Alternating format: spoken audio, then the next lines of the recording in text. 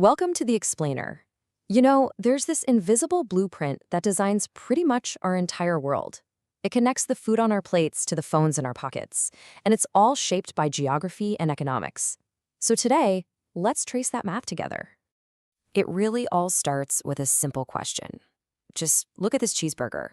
It seems so ordinary, right? But what you're actually looking at is the finish line of a massive global scavenger hunt. To really get how our world works, we're going to deconstruct this thing and trace every single piece back to where it came from. Okay, so to understand that global system, you've got to know its basic building blocks first. And the whole world economy, I mean, from the tiniest farm to the biggest tech company, can be sorted into just 5 categories, or sectors. The easiest way to think about them is like 5 rungs on a ladder. And here they are. First, you've got the primary sector, which is all about getting raw materials. Then, secondary, that's manufacturing. Tertiary, which is providing services. Quaternary, which is all about information. And way up at the top, the quinary sector. That's where the huge decisions get made. Really, the story of how a country gets rich is pretty much the story of it climbing this exact ladder. So let's start at the bottom with the primary sector. This is basically the get stuff sector. You know, farming, fishing, mining, logging, all that good stuff. For our cheeseburger, this is the farmer growing the wheat for the bun and raising the cattle for the beef. It's even the miner digging salt out of the ground. It is, quite literally, the foundation of everything else. Next up the ladder, we hit the secondary sector. This is the make stuff sector. It takes all those raw materials we just talked about and turns them into something totally new. So the wheat gets milled into flour, the cattle are processed into ground beef, and milk is turned into cheese. This is the world of factories, assembly lines, and manufacturing.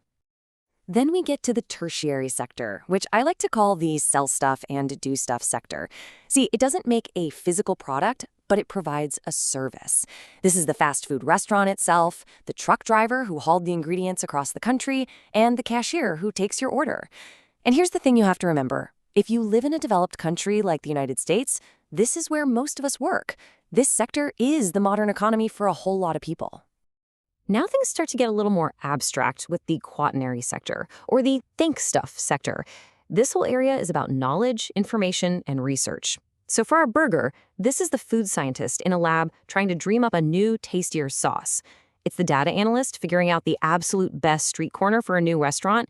And yeah, it's the software engineers who built the app you're using to get that burger delivered.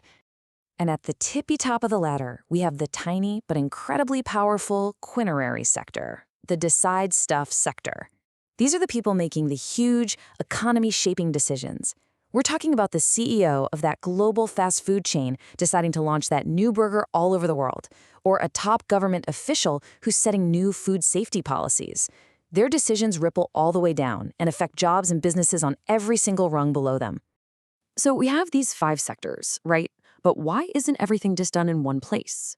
Why is the cow raised in one country, the burger patty made in another, and the corporate headquarters sitting in a city halfway across the world? Well, that brings us right back to our global scavenger hunt. To figure this out, let's look at an idea from a geographer named Alfred Weber. He called it the least cost theory. Just imagine you're opening a pizza shop. What's cheaper? Do you build your shop right next to the farms with the wheat and tomatoes? Or do you build it downtown where all your hungry customers are? Your whole goal is to cut down on costs, especially what you're paying for transportation. Weber's whole theory really boils down to a simple weight game. If your business is bulk reducing, meaning the raw ingredients are way heavier than the final product, you build your factory right next to those materials. Think about turning super heavy logs into much lighter stacks of paper. You'd want to do that on site to cut down on shipping weight.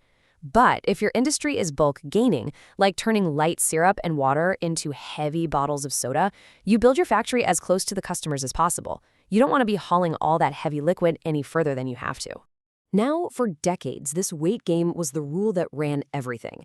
But then a simple metal box came along and just broke the game completely: the shipping container. By making it insanely cheap and efficient to move stuff across oceans, it completely tore up the old map. All of a sudden, paying people mattered more than paying for shipping, and the world's economy was rewired forever. And that rewiring led to the world we see today, which you can kind of organize into an economic hierarchy. You've got core countries. These are wealthy, highly developed nations that really dominate those high-level service and information jobs. Then you have periphery countries, which are less developed and tend to be focused on that primary sector, exporting raw materials. And stuck in the middle are these semi-periphery countries, which are industrializing and have a mix of factory jobs and service jobs. But how does a country actually move up that ladder? How do you get from the periphery to the core? Well, a lot of the time, it starts with a revolution at the very bottom, in the primary sector. So let's look at probably the biggest one in modern history, the Green Revolution. So back in the mid-20th century, the world was staring down a massive crisis. The global population was just exploding, and all the experts were predicting catastrophic, widespread famine. The man who decided to take on this challenge was an agronomist named Norman Borlaug. He saw this booming population as a monster that was about to consume humanity, and he basically dedicated his life to figuring out how to feed it. So what did he do? Well, working down in Mexico, Borlaug and his team spent years crossbreeding thousands and thousands of wheat varieties. And they eventually developed what people started calling miracle wheat.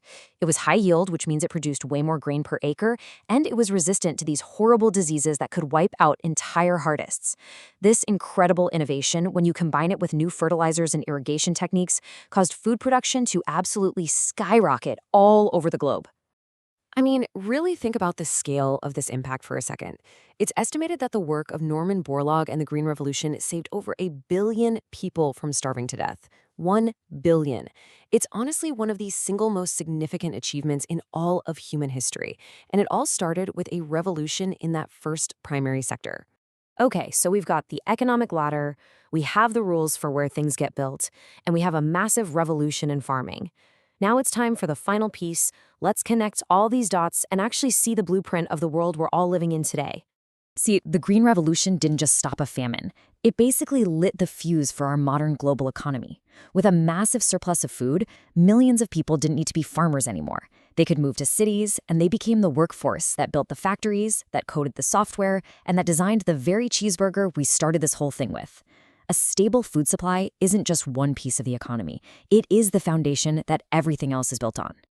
So, from a single cheeseburger, we've unraveled the 5 economic sectors. We've learned why stuff gets made where it does, and we've seen how a revolution in agriculture literally changed the world. This whole interconnected system is the invisible blueprint of our lives.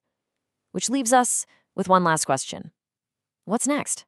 Is it going to be a revolution in AI, or maybe in clean energy? Or something we can't even imagine yet? What's going to be the next big thing that redraws the entire map?